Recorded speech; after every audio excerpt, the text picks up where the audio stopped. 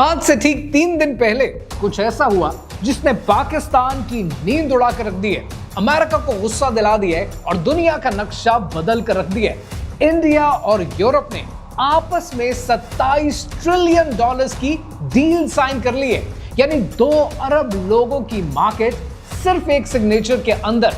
We did it. We delivered the mother of all deals.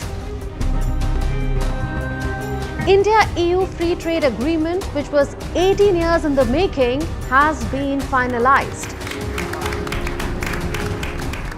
और सबसे मजे की बात ये कि ये डील उस वक्त साइन हुई जब अमेरिका ने इंडिया को धोखा दे दिया। सिंपल लैंग्वेज में इंडिया और यूरोप ने ये सोचा कि आज से हमारा सामान तुम लो, तुम्हारा सामान हम, और टैक्स लगभग 0। पहले ये नंबर सुने, जब आप ये नंबर सुनेंगे आपके होश उड़ जाएंगे। इंडिया यूरोप को बेचेगा textile, leather, jewellery, marine products 0 tax पर। पहले ये 12% लगता था। और यूरोप इंडिया को बेचेगा cars, wines, medicines, machinery, tax 90% तक गिर जाएगा। यूरोप कार्स जो इंडिया में बेचेगा वो पहले 1 करोड़ रुपए की इंडियन मार्केट में मिलती थी, अब 40 से 50 लाख रुपए में इंडिया में मिलेंगी। और इंडिया की बनाई हुई शर्ट जो यूरोप में 2000 रुपए की बिकती थी, अब वो 200 रुपए सस्ती हो जाएगी। लेकिन ये सारी कहानी शॉपिंग की कहानी नहीं है। ये कहानी इसलिए इंपॉर्टेंट है कि इन्होंने सिर्फ ये ट्रेड की डील साइन नहीं की है, साथ में इन्होंने डिफेंस डील भी साइन की है। पहली बार काउंटर टेररिज्म, साइबर सिक्योरिटी और मिलिट्री कॉपरेशन भी डील का हिस्सा है। मतलब इंडिया और यूरोप अब सिर्फ बिजनेस पार्टनर नहीं रहे, बल्कि इंडिया और यूरोप अब स्ट्रेटेजिक एलाइज बन चुके हैं। अब सवाल क्या है? सवाल यह है कि यह डील अचानक क्यों हुई? ये डील पिछले 20 साल से यूरोप और इंडिया के बीच में डिस्कस होती रही, लटकी रही, पर अचानक ये डील क्यों हुई? और इस डील से पाकिस्तान का क्या लेना देना है? इस डील से बांग्लादेश को क्या फायदा है, क्या नुकसान है, और क्या लगता है कि आने वाले दिनों में क्या होने वाला है? कहानी क्या है, आइए समझते हैं।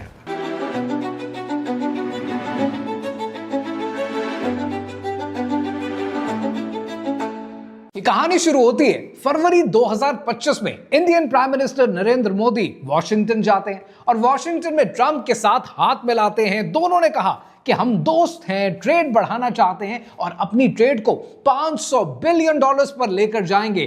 फोटो ऑप्स हुए, स्माइल्स हुई, सब खुश। लेकिन फास्ट फॉरवर्ड 6 महीने के बाद अगस्त 2025 में ट्रंप ने इंडिया के ऊपर 50% टैरिफ लगा दिया, सीधा 50%। किसी भी मेजर कंट्री पर यूएस प्रेसिडेंट डोनाल्ड ट्रंप ने इतना टैरिफ नहीं लगाया। चाइना के ऊपर 30% यूरोप के ऊपर 15%, लेकिन इंडिया के ऊपर सीधा 50%। और एनालिस्ट कहते हैं कि उसके 2 रीजंस हैं। पहला रीजन ये कि ट्रंप ने कहा कि इंडिया रशियन ऑयल खरीदता है, जिसके जरिए रशिया की मदद की जा रही है।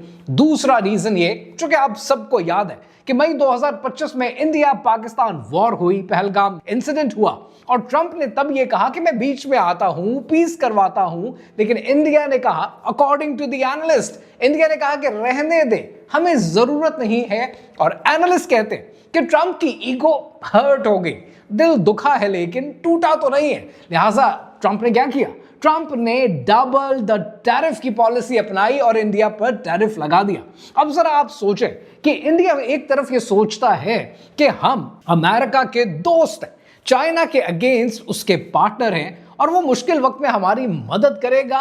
गलत, क्योंकि जब इंडिया को सबसे ज्यादा मदद की जरूरत थी तब अमेरिका ने उनके ऊपर टैरिफ लगा दिया। तो फिर इंडिया ने क्या किया? यूरोप को फोन घुमाया और यूरोप को कहा कि चलो डील फाइनलाइज करते हैं, हमें अमेरिका की जरूरत नहीं। 20 साल से लटकी हुई डील 6 महीने के अंदर साइन हो गई। ट्रंप ने खुद अपने पांव पर शायद कुल्हाड़ी मार ली है। लेकिन ये यहां तक इस कहानी का बैकग्राउंड है, कहानी का एसेंस नहीं। कहानी का एसेंस क्या है, अब जरा वो समझते हैं। अब इस कहानी में समझते हैं कि अमेरिका एक्चुअली कर क्या रहा है। जब ये डील साइन हुई 27 जनवरी को, तब उसी हफ्ते अमेरिका यूरोप के साथ अपनी लड़ाई में बिजी था। वो ग्रीनलैंड याद है आपको? ग्रीनलैंड का ड्रामा याद है या वो सब कुछ भूल गए आप? ट्रंप ने 8 यूरोपियन कंट्रीज पर टैरिफ आयद कर दिए। डेनमार्क, फ्रांस, जर्मनी, यूके, सब पर 10% फरवरी में और 25% जून में। क्यों? क्योंकि अमेरिका ग्रीनलैंड को खरीदना चाहता है और यूरोप बार बार मना कर रहा है। अभी सारी कहानी की जरा टाइमलाइन देखें। 17 जनवरी को ट्रंप ने यूरोप पर टैरिफ अनाउंस किए। 19 जनवरी को यूरोप ने इमरजेंसी मीटिंग बुलाई। 21 जनवरी को ट्रंप थोड़ा सा अपने स्टैंड से पीछे हटे और 27 जनवरी को इंडिया EU की डील आपस में साइन हो गई। समझ रहे हैं आप कि जब अमेरिका यूरोप से लड़ रहा था, यूरोप ने इंडिया के साथ हाथ मिला लिया। US treasury secretary Scott Bessent ने टीवी पर आकर कहा कि वेरी डिसअपॉइंटिंग, यूरोप ने ट्रेड को यूक्रेन से ज्यादा इंपॉर्टेंस दी। लेकिन इसकी असली बात क्या है? असली बात यह है कि अमेरिका के पास इंडिया के साथ डील ऑलमोस्ट रेडी थी जून 2025 में। यू हर्ड मी राइट, जून 2025 में एक बड़ी फ्रेश डील थी अमेरिका के पास और वो डील अब इंडिया को देना चाहता था। लेकिन ट्रंप ने लास्ट मिनट पे इंडिया से कुछ एक्स्ट्रा कंसेशंस मांग ली और इंडिया ने उस पर निगोशिएट करने से इनकार कर दिया। डील रुक गई। और वो पॉइंट्स क्या थे, वो कंसेशंस क्या थे, वो मैं इस वीडियो में आपको तफसील से बयान कर चुका हूं। और अब यूरोप ने वही डील ले ली है। एक अमेरिकन लॉयर ने बड़ी प्यारी बात लिखी है। उसने कहा है, अपना एनालिसिस दिया और वो कहता है कि Trump's White House is seething, they lost the historic opportunity, the European Union has stolen the मार्च।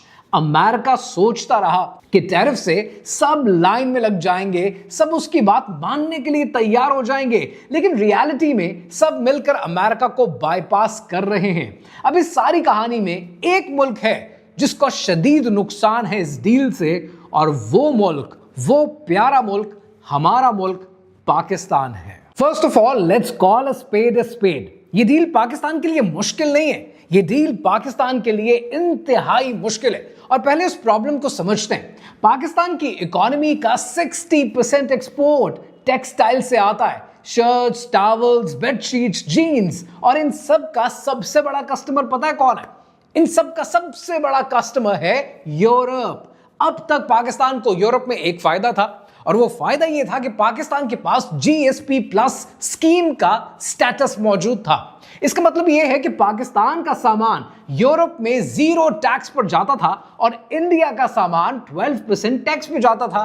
अब इस डील के बाद इंडिया का सामान भी 0% टैक्स पर जाएगा, यानी पाकिस्तान को होने वाला फायदा जो हमारे एक्सपोर्टर्स को मिलता था वो फायदा खत्म। पाकिस्तान के former commerce minister Gauhar Ejaz ने कहा है कि $9 बिलियन की एक्सपोर्ट्स और 10 मिलियन जॉब्स खतरे में हैं। 10 मिलियन यानी 1 करोड़। लेकिन रुको जरा, सब्र करो, यह भी पूरी पिक्चर नहीं है। यहां पर 2 फैक्टर्स हैं जिन्हें समझना जरूरी है। नंबर 1, इंडिया की डील इंप्लीमेंट होने में 1 से 2 साल लगेंगे, तो पाकिस्तान के पास वक्त मौजूद है। लेकिन नंबर 2 बहुत जरूरी है और वो ये है कि पाकिस्तान का प्रॉब्लम इंडिया नहीं है, पाकिस्तान का प्रॉब्लम पाकिस्तान खुद है। बिजली हमारे यहां 25 रुपए यूनिट है, जबकि वही बिजली का यूनिट इंडिया में 8 रुपए पर है। गैस हमारे यहां डबल रेट पर है, टैक्स दुनिया में सबसे ज्यादा है और इंफ्रास्ट्रक्चर हमारा पुराना हो चुका है। अगर ये सब कुछ फिक्स हो जाए तो फिर हम इंडिया के साथ कंपीट कर सकते हैं, लेकिन तब तक पाकिस्तान को यह सोचने की जरूरत है कि ज्यादा ऑप्शंस नहीं है। पाकिस्तान के पास टोटल 4 ऑप्शंस मौजूद हैं। ऑप्शन नंबर 1, पाकिस्तान के पास पहली ऑप्शन यह है कि EU के साथ अपनी डील को परसू करें, GSP स्टेटस को, GSP+ को अपग्रेड करके FTA में लाएं, उसको कन्वर्ट कराएं, फॉरेन ऑफिस को एक्टिवली परसू करें कि वो डिप्लोमेसी शुरू करें, बात करें। ऑप्शन 2 ये है कि पाकिस्तान चाइना का फायदा उठाए। चाइना के साथ ऑलरेडी पाकिस्तान का FTA फेज 2 में चल रहा है, CPEC का इंफ्रास्ट्रक्चर मौजूद है। गवादर को टेक्सटाइल हब बना दें, आपकी नस्लें संवर जाएंगी। और तीसरा ऑप्शन यह है कि मिडिल ईस्ट और अफ्रीका, इस पर फोकस करें। UAE, सऊदी, कतर, इनके पास टेक्सटाइल की जरूरत है। इनकी मंडी है, इनको डिमांड है, इस डिमांड को यूटिलाइज करें। अफ्रीका में 1.4 बिलियन लोगों की मार्केट, इमर्जिंग मार्केट मौजूद है। और चौथी ऑप्शन ये कि खुदारा कभी कोई वैल्यू एडिशन प्रोडक्ट बना ले, बेसिक कपड़ा बेचना बंद करें, टेक्निकल टेक्सटाइल, सस्टेनेबल फैशन, नीश प्रोडक्ट्स इनको बनाना शुरू करें ताकि पाकिस्तान आगे बढ़ सके। देखिए, मैं आपको यह नहीं कहता कि इंडिया ने डील ले ली तो पाकिस्तान हार गया। पाकिस्तान और खास तौर पर मुसलमान कभी हार नहीं माना करता। इंडिया ने डील ले ली, ठीक है, कंपटीशन बढ़ गया, ठीक है, लेकिन कंपटीशन से डरा नहीं करते, कंपटीशन के बीच में कंपीट किया करते हैं। पर प्रॉब्लम ये नहीं है, प्रॉब्लम यह है कि हमारी हुकूमत सत्तू पीकर सो रही है। Gauhar Ejaz, former commerce minister और इंडस्ट्री लीडर्स चिल्ला रहे हैं, चीख चीख कर बोल रहे हैं कि खुदारा कोई है सुनने वाला, कोई है जो पाकिस्तान का ख्याल करे। इन सब पर पाकिस्तान के फॉरेन ऑफिस ने पता है क्या किया? फॉरेन ऑफिस ने एक बयान जारी किया और उनकी स्टेटमेंट है कि हम यूरोप से बात कर रहे हैं। लाइक लिटरली आप बात कर रहे हैं? 20 साल से ये डील हो रही है, चल रही है, रुक रही है, चल रही है, और आप बस बात कर रहे हैं। आपको इस वक्त इमरजेंसी इकोनॉमिक काउंसिल की मीटिंग चाहिए। आपको बिजली पर सब्सिडीज अनाउंस करने की जरूरत है। टेक्सटाइल सेक्टर के लिए यूरोप को डेलीगेशन भेजने की जरूरत है। एक्टिव डिप्लोमेसी करने की जरूरत है। ये क्राइसिस है और क्राइसिस के अंदर लीडरशिप नजर आनी चाहिए, जो अभी तक तो नजर नहीं आ रही। लेकिन पाकिस्तान के अलावा एक और मुल्क है जिसका इस पूरी डील में सबसे ज्यादा नुकसान है, शायद पाकिस्तान से भी ज्यादा, और वो मुल्क हमारा भाई बांग्लादेश है। अब बात करते हैं बांग्लादेश की। बांग्लादेश का मसला अलग है क्योंकि वो पहले से ही बहुत से मसाइल का सामना कर रहा है। अब जरा सुनते हैं कि ढाका में पिछले चंद दिनों में चल क्या रहा है। पिछले 18 महीने के अंदर बांग्लादेश में 800 से ज्यादा फैक्ट्रीज हैं, गारमेंट की फैक्ट्रीज हैं जो बंद हो चुकी हैं। पॉलिटिकल अनरेस्ट चल रहा है, लेबर स्ट्राइक पर है, एंटी इंडिया प्रोटेस्ट हो रहे हैं, बिजली का क्राइसिस है। और इसके अंदर गाजीपुर, सवार, नारायणगंज, ये सब इंडस्ट्रियल हब्स हैं बांग्लादेश के, और इनके अंदर प्रोडक्शन 50% से गिर चुकी है। Tommy Hilfiger, kelvin Kline, H&M, ये सब ब्रांड्स बांग्लादेश से ऑर्डर्स तैयार किया करते थे, लेकिन अभी अपने ऑर्डर्स को शिफ्ट कर रहे हैं। और इंटरेस्टिंग बात पता है क्या? इंटरेस्टिंग बात यह है कि बांग्लादेश अपना 78%, 78% यार्न इंडिया से इंपोर्ट करता है। मतलब ये कि उनकी टेक्सटाइल इंडस्ट्री इंडिया के रॉ मटेरियल के ऊपर डिपेंडेंट है। अब अगर इंडिया को EU में 0 टैक्स मिल जाता है तो वो अपना यार्न खुद यूज करके फिनिश गुड यूरोप में भेजेगा। बांग्लादेश को डबल नुकसान होता है और वो 2 तरीके से मारा जाता है। पहला, रॉ मटेरियल की सप्लाई में वहां पर दिक्कत आती है, वहां पर मुश्किलात आती हैं, और उसके बाद मार्केट में कंपटीशन। रिजल्ट ये है कि यूरोपियन यूनियन के अंदर बांग्लादेश का मार्केट शेयर था 21% गारमेंट्स के अंदर, और एनालिस्ट कह रहे हैं कि अगले 5 साल में ये 21% से 12 से 13% के बीच में आ जाएगा। 4 करोड़ लोग हैं बांग्लादेश में जो डायरेक्टली या इनडायरेक्टली गारमेंट की इंडस्ट्री से जुड़े हुए हैं। उनकी नौकरियों को, उनके लाइवलीहुड को, उनके रोजगार को खतरा आ जाता है। यह डील बांग्लादेश के लिए इंतहाई मुश्किल है क्योंकि बांग्लादेश को अपनी इंडस्ट्री बंद होते हुए नजर आती है। लेकिन यहां पर बहुत सारे ऐसे भी लोग हैं, यूट्यूबर्स हैं, बहुत से एनालिस्ट हैं, स्पेशली इंडिया से हैं, जो शोर कर करके मीडिया पर कह रहे हैं कि ये जो डील है ये मदर ऑफ ऑल डील्स है। रुके जरा, सब्र करें, पहले सुन लें कि ये डील इंडिया के लिए अच्छी तो है लेकिन इतनी भी अच्छी नहीं है। ये डील गुड है पर यू कैन नॉट से कि ये डील ग्रेट है। और अगर इतनी ही अच्छी थी तो फिर 20 साल में पहले क्यों नहीं साइन हो गई? Atlantic council, which is a think tank in America, वो कहता है कि this deal may have only a modest impact. Early press reports are breezy, skipping through reality. और reality क्या है? कमजोरियां क्या है इस डील की? पहले वो समझते हैं। पहली कमजोरी ये है कि इस डील के अंदर कोई एग्रीकल्चरल पार्ट शामिल नहीं है, यानी एग्रीकल्चर डील से बाहर है। डेयरी, शुगर, राइस, पोल्ट्री कुछ नहीं मिला इंडिया को। 44% इंडियन फार्मिंग इसमें शामिल नहीं है, उनको क्या मिला? 0। दूसरा पॉइंट ये कि यूरोपियन यूनियन का carbon border tax CBAM India के स्टील और सीमेंट पर लगेगा। ये डील में कोई रिलीफ नहीं है और इंडियन हेवी इंडस्ट्री को इससे बिलियंस का नुकसान होगा।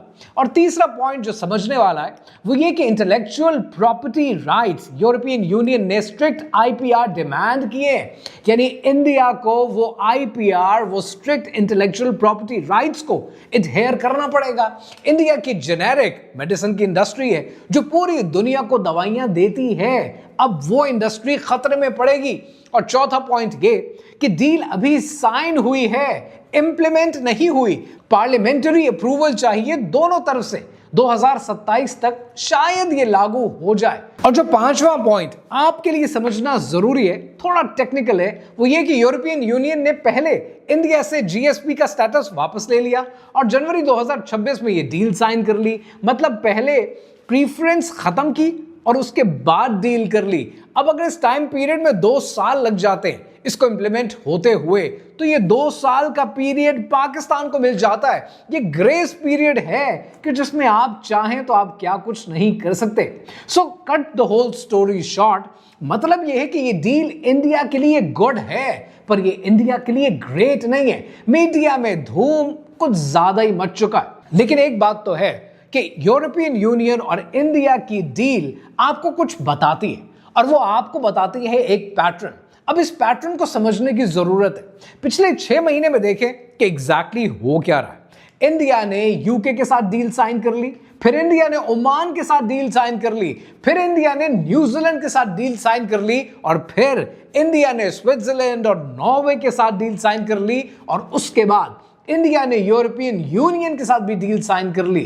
मतलब पूरा यूरोप अब इंडिया के लिए ओपन है। और उसी वक्त कनाडा ने चाइना के साथ ट्रेड डील साइन की, यूरोपियन यूनियन ने साउथ अमेरिका के साथ डील साइन की, और ब्रिक्स कंट्रीज डॉलर्स का अल्टरनेटिव डिस्कस कर रहे हैं। आप पैटर्न समझ रहे हैं? पैटर्न यह है कि दुनिया अमेरिका से दूर जा रही है। पहले अमेरिका की इकोनॉमी दुनिया का सेंटर हुआ करती थी, सब अमेरिका की मार्केट चाहते थे, डॉलर चाहते थे, अमेरिका की अप्रूवल चाहते थे।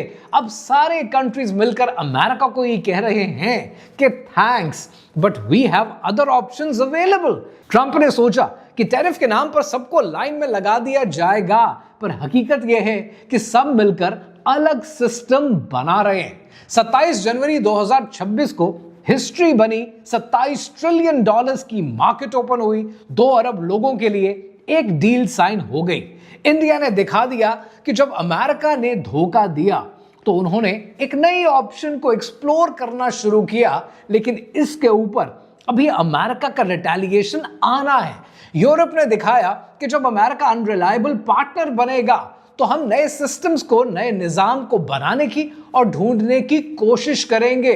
और बांग्लादेश जो पहले ही क्राइसिस से गुजर रहा है, शायद इस डील के बाद मजीद क्राइसिस से गुजरेगा।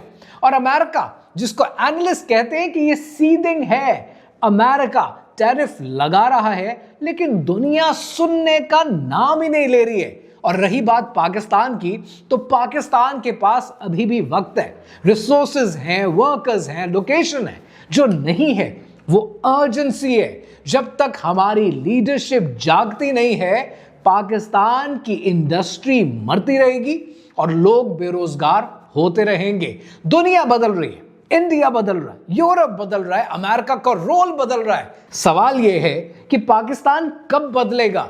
और यह फैसला हमने कल नहीं, ये फैसला हमने आज करना है।